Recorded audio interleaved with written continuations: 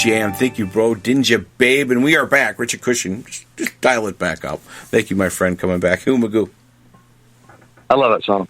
I know, and the drummer, you were just telling me about all that, because I'm like, who's that drums and the tune, and give me some background, and you're, that's some cool stuff, bro.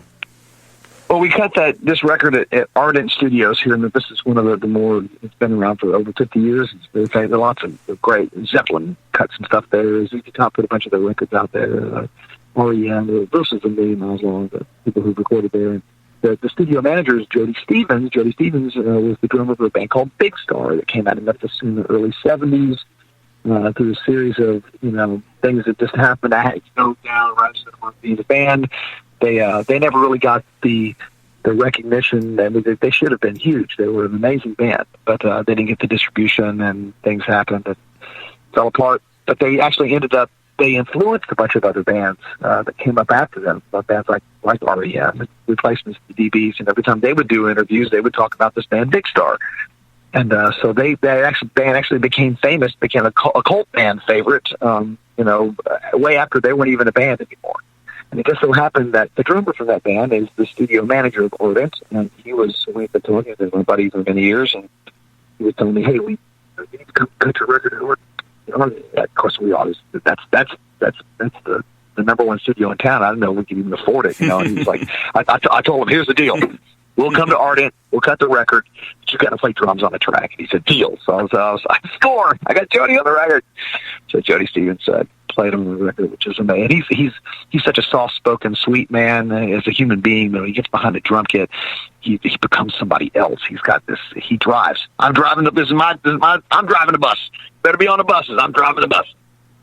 And that's you too. He's great. The percussion, the bass, and the drums, man. It's Keith Moon and John Entwistle. That's where the Who and the Who Magoo comes from. That is true. It's the Who. Yeah, go ahead. Yeah, as the bass player, I do a lot of the driving of the band, of the bus. Between the drums and the bass, we're making the bed that everyone else gets to lay in, and there's a responsibility there as the bassist to the bass really is really the bridge. The drums are the percussion and the rhythm and the music between the keyboards and the horns and the guitar. So I've got to play the music with the musicians, but I got to keep the beat with the drummer. So the bass is really the bridge between the drums and the music.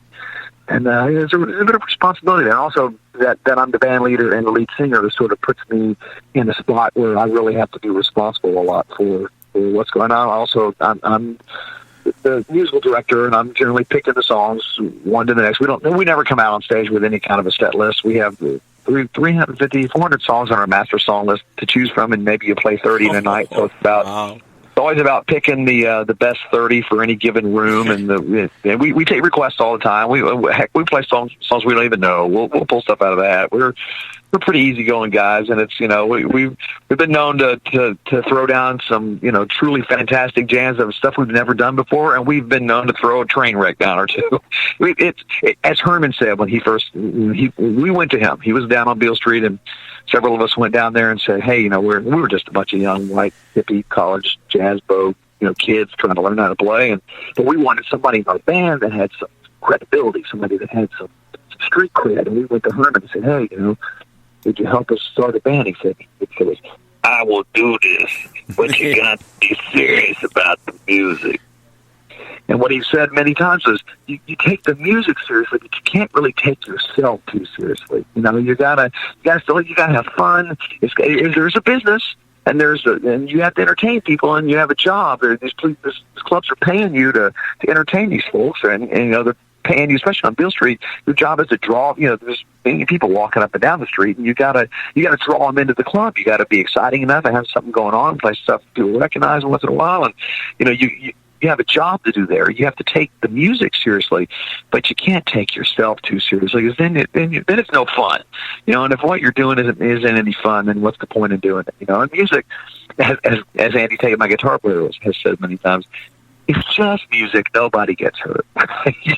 Don't take it too seriously. It's people get real uptight sometimes about music and what music has to be and the way things have to go, and and it really, there aren't a whole lot of real rules in music. I mean, there's music theory, and there's things that have to go down in order for things to happen. But at the same time, the rules are kind of made to be broken somewhat. You can bend things somewhat, and one of the great things about Free World is, you mentioned our horns earlier.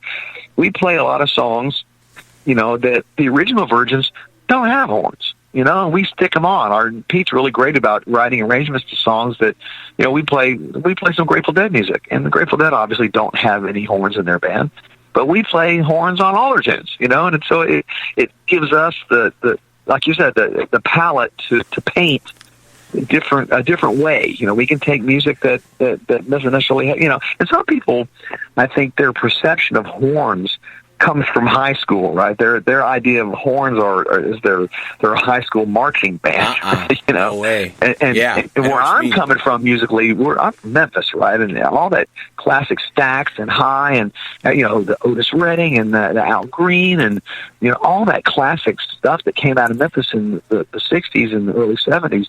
That's where we're coming from with the horns. And so we try to make sure that we're true to our roots, but we also try to stretch it out some too. I'm going to throw some Tower of Power in there. I'm going to throw some of that New Orleans funk in there. I want to stir it all up and see what we can come up with. That's what we need to do. Stir it up. That's great stuff, bro. Because you're right about the horns. It's like for Mayan Quadrophenia and the Who. A lot of the great bands, the Stones, when they bring that horn section into their stuff, it brings a whole night and day of it. They can play it the other way, but when they bring that in, the kick-ass horns when the Who run with that, it's a whole different groove and cool, And that's what you guys are running all the time. That's just great. Well, let's play a song by my saxophone player off the record. It's called Sideswipe. And this song started, we were playing a club over in Little Rock that's a 1 a.m. to 5 a.m. gig over there. And you can imagine the kind of people that wander in that place at 3:30 in the morning. After everything else in the city is closed, that's the only place that's left open. And there's some crazy people up in that place. And we often, at that gig, would improv a lot. We'd just throw things down. And this song started as just a jam that happened in it's called Midtown Billiards. We started playing there, and then Pete happened to remember the head he wrote, and we brought it back home. And I think he may have even turned his phone on when we were playing and recorded part of it. It ended up being on the record. So it's called Sideswipe. On the way home, he got sideswiped by another car. That's how it happened. He was driving on the interstate. Some pickup truck took his side view mirror off. So. That's where the song got its title. A little inspiration, negative, but we gave him a positive. That is the tune I had ready lined up. Sideswipe. Awesome. Thank you, bro. Bring it up.